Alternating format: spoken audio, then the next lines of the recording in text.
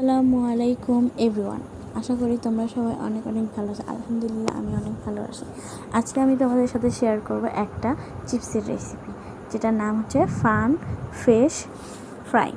এটা তোমরা তোমাদের বাচ্চাদেরকেও দিতে পারো নাস্তা হিসেবে, বা তারা যখন খেতেও কিছু চাইবে বাইরে থেকে, তাদেরকে তুমি বাইরের জিনিস না খাবে এটা খাওয়াতে পারো, বা এটা তোমরা বড়রা যারা সন্ধ্যার নাস্তা হিসেবেও করতে পারো।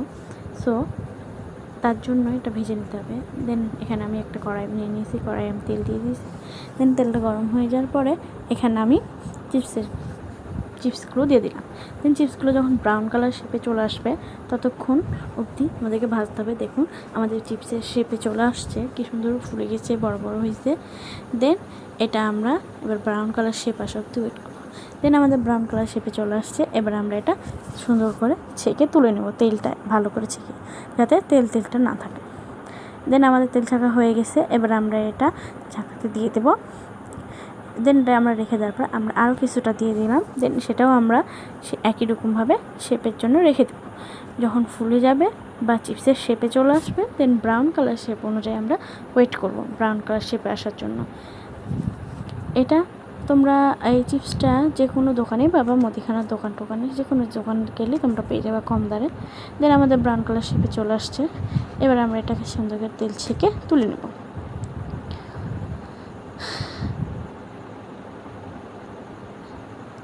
সো আমাদের তোলা সব সবগুলো করা হয়ে গেছে। এবার আমরা সুন্দর করে ছেঁকে তুলে নিলাম। এবার আমাদের এখানে বাকি যে কাজটা করতে হবে, এটা হচ্ছে মশলার সাথে এবার সুন্দর করে মাখিয়ে নিতে হবে। তার জন্য আমি এখানে নিয়ে নিলাম একটা পটের ভিতরে আমি সব চিপসগুলো দিয়ে দিলাম। দেন এখানে আমি সেই মশলাটা দিয়ে দিলাম। মশলাটা তোমরা চিপসের প্যাকেটের ভিতরে পেয়ে যাবা। দেন মশলাটা নিয়ে আমরা এবার একটু হালকা ঝাঁকিয়ে নেব। হালকা ঝাঁকিয়ে নেওয়ার পরে দেখুন কি সুন্দর হয়ে গেছে। ফার্স্টেই আমি তুলে আমার হাজব্যান্ডকে দিয়েছি।